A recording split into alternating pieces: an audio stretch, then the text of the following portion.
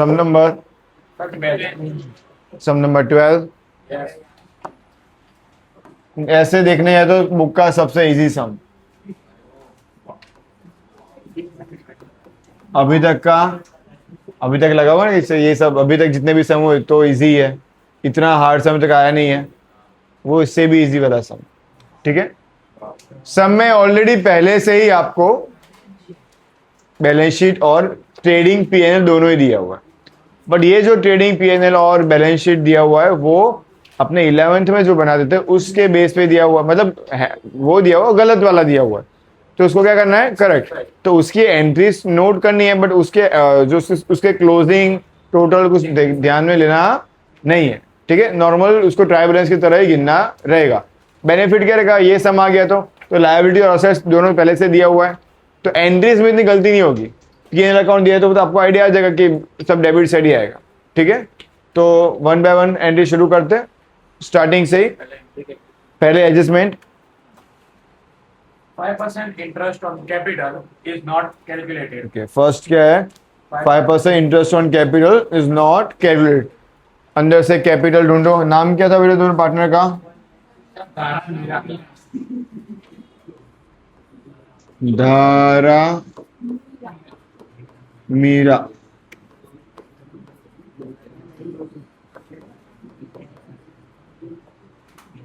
Capital दिया हुआ है, बैलेंस बीडी।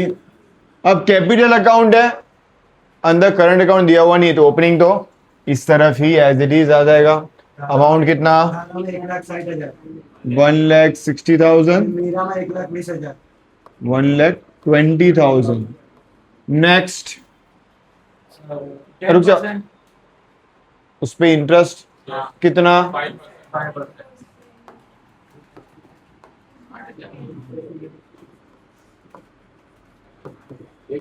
8,000 में 6,000, 5% मिला हुआ है। 8,000 अपना रूल क्या है, जिसका इंटरेस्ट हो उसी के साथ जाएगा। तो अभी कैपिटल अकाउंट क्रेडिट साइड है तो उसका इंटरेस्ट भी उसके नीचे लिखेंगे। एक एंट्री यहाँ पे क्रेडिट, दूसरी एंट्री यहाँ पे डेबिट।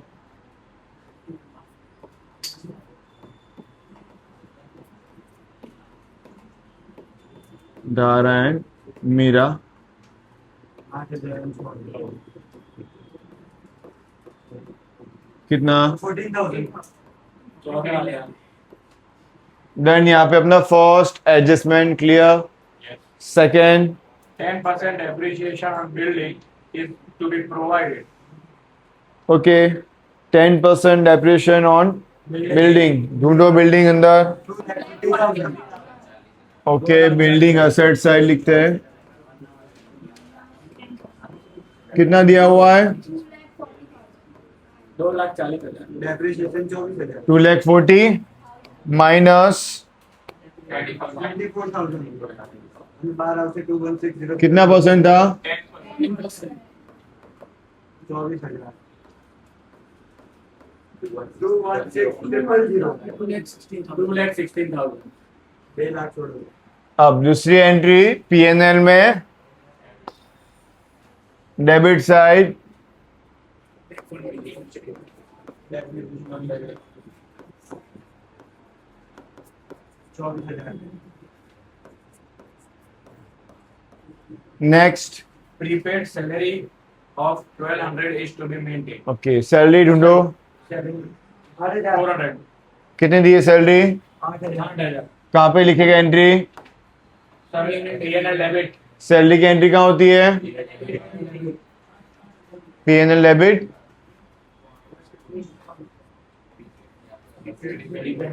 कितना दिया हुआ है, 8,000 प्रीपेड है, प्रीपेड ऑलवेज Minus 400. 7,600 400 है। 7,600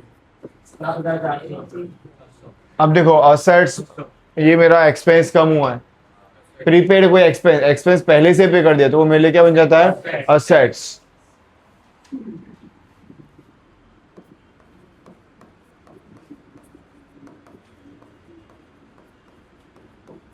$400 कितना एडजस्टमेंट कंप्लीट हुआ बेटा? 3 एडजस्टमेंट में किसी का डाउट? तीनों एडजस्टमेंट कंफर्म सबको आ गए? समझ में आ रहा है सबको? Fourth adjustment. Interest on investment not received 800. अब इंटरेस्ट हमेशा क्या होता है? प्लस। इंटरेस्ट प्लस इन्वेस्टमेंट में, तो ढूंढो इन्वेस्टमेंट कहाँ है? 24,000 अब इन्वेस्टमेंट मेरे लिए क्या है? तो असेट साइड लिखेंगे। इन्वेस्टमेंट कितना? 24,000 અને 800 24,000, उसमें Interest plus 800. Plus interest 800, 24,800 24,800। अब देखो ध्यान दो बेटा, असेट्स प्लस हुआ, असेट्स प्लस हुआ, इंटरेस्ट अपने को मिलता है इन्वेस्टमेंट का, फायदा है नुकसान? प्रॉफिट इनकम कितने लिखेंगे? पीएनएल में credit side, interest on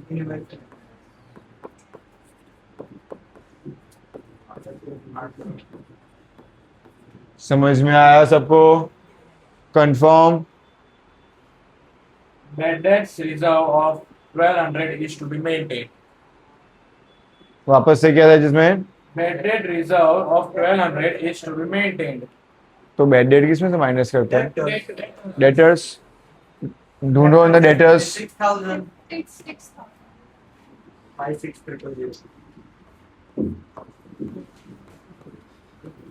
5 6,000 56,000 double zero Sir, 56,000. Minus 1200. कितना परसेंट था? 1200. अमाउंट ही दिया है 54,800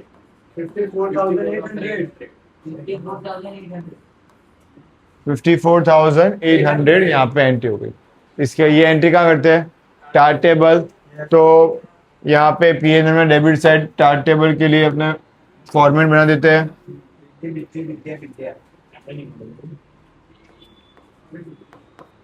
BD, BD, BDR,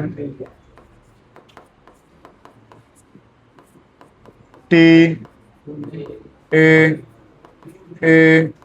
T,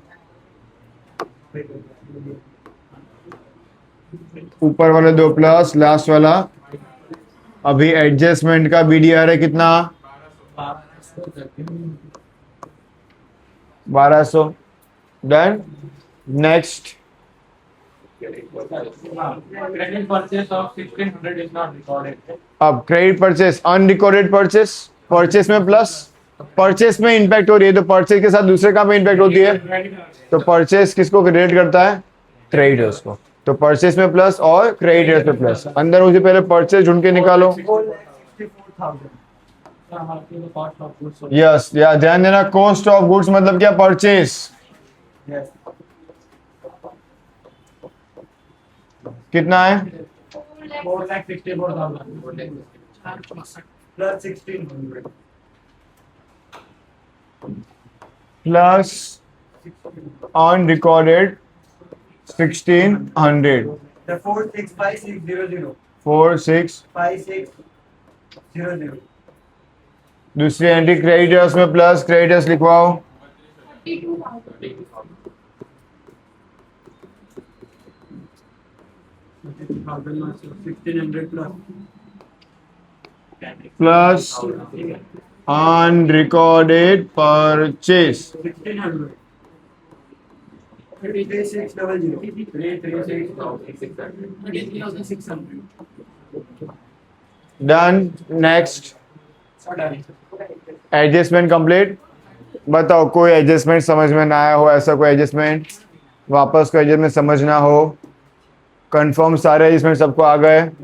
final. ये सब में भी कोई इतना हार्ड एडजस्टमेंट कोई भी था? सारे एडजस्टमेंट आ गए ना? कंफर्म। डन। ओके, अब एंट्री देना शुरू करते हैं।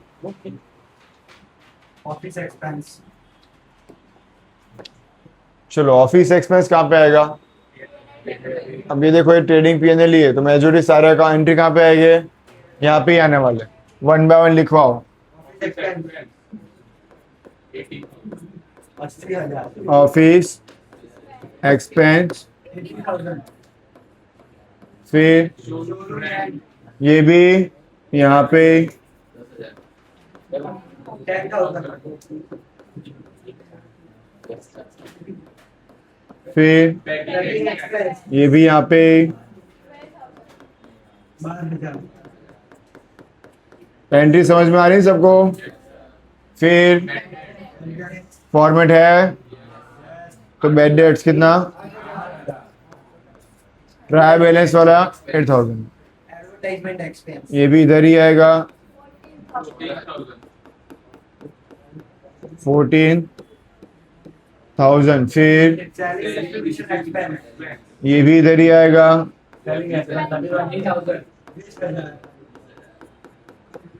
20,000, फिर फाइनेंशियल एक्सपेंस ये भी इधर फाइनेंशियल एक्सपेंस कितना? 100,000 next, expense okay sundry expense, ये भी इधर ही आएगा सन्ड्री एक्सपेंस। नेक्स्ट, ये भी इधर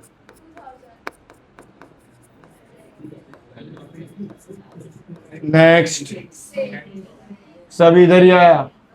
फिर क्या है? नेट। तो यहाँ पे देखो, समझो, नया अकाउंट बनाना है, पुराना अकाउंट का कोई भी हिस्सा अपने कुछ काम का, तो नेट प्रॉफिट या कुछ मैं पहले बताया था, कुछ अपना काम का नहीं है। ये सब में कोई एंट्री करेगा ही नहीं, क्योंकि ना अपने कैरी फॉरवर्ड कुछ कर रहे हैं नहीं है, ये फाइनल अकाउंट ही गलत था, उसको रिकरेक्ट कर रहे हैं, तो उसका नेट प्रॉफिट में कुछ काम का नहीं है। अगर ट्राई बैलेंस होता, उसके अंदर दिया होता, तो मैं कैरी फॉरवर्ड करके इधर काम में लिखता, बट ये ट्राई बैलेंस है नहीं। नेक्स्ट, सेल 7,84,000 7,84,000 किधर? सन्ड्री 7,000, फिर बैड डेट्स रिटर्न, याद रखना, बैड डेट रिजर्व होता तो मैं इधर लिखता ट्राई बैलेंस वाला, बैड डेट्स रिटर्न है तो ये मेरा इनकम है, बैड डेट्स रिटर्न। अब बैड डेट्स रिटर्न क्या होता है? जो पैसे नहीं मिलने वाले थे, अनएक्सपेक्टेड थे, वो मिल गए, भला इंसान था, कोई भला करके गया, पैसे वापस देके गया, बैड डेट्स रिटर्न, ठीक है। नेक्स्ट, बैलेंस शीट, ड्राइंग सबसे पहले कैपिटल तो लिख चुके अपने, ड्राइंग Drawing 48,000. 48,000 और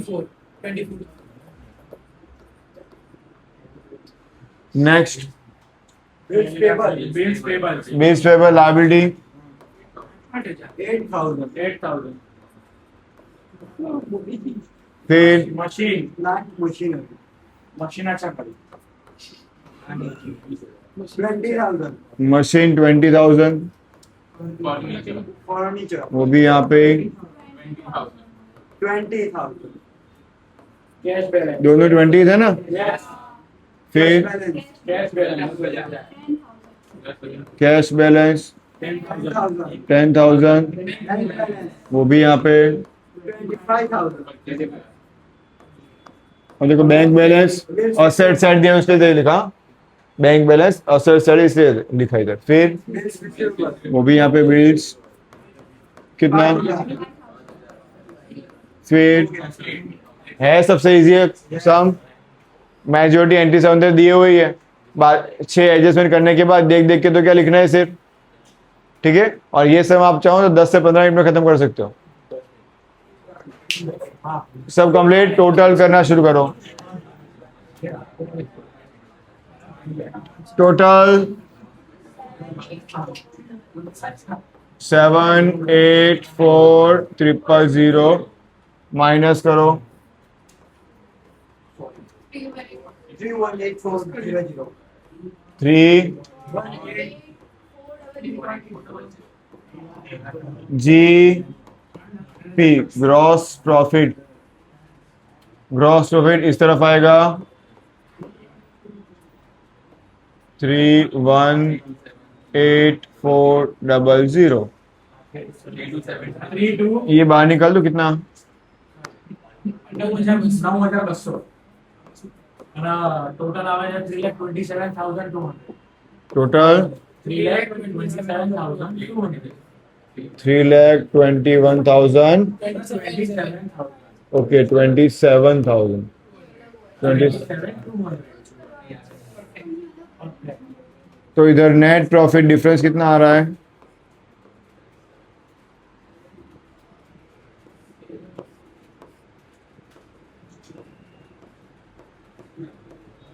बताओ डिफरेंस जल्दी। 1,26,400 1 2 1,26,400 1,26,400। यहाँ पे नेट प्रॉफिट, यहाँ पे क्रेडिट साइड,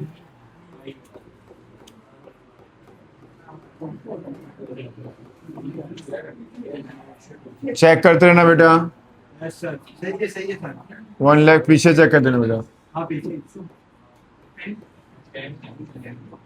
टोटल 1,26,400 1,12,400 कितना आया, 1,10,400 डिविजिबल प्रॉफिट रेशियो धारा एंड मीरा 67 440 અને મીરાનો આવ્યો 44960 44,900 हाँ हाँ पीछे से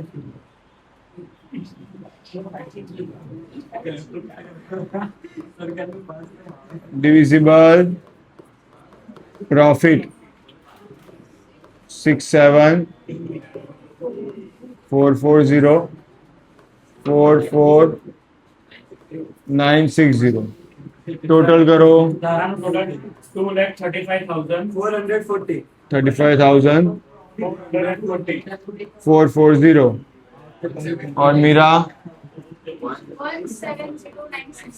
170 ओके।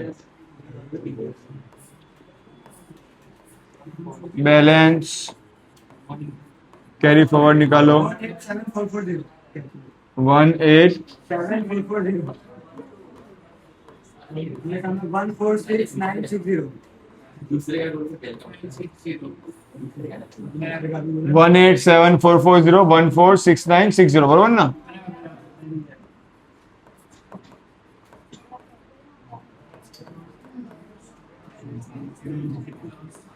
चलो ये कैपिटल अकाउंट क्लोज किया 187,440 146960 carry forward to liability.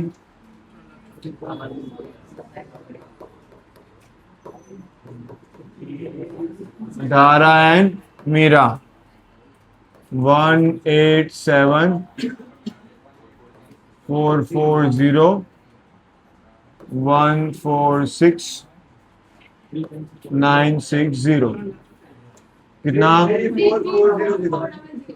3 3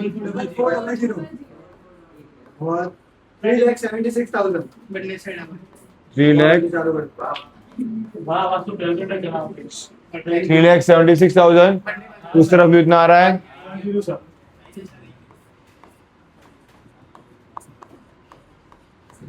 student कोई डाउट सब में, इजी इजी समझा ना, ओके चलो लिख लो जल्दी से। Thank you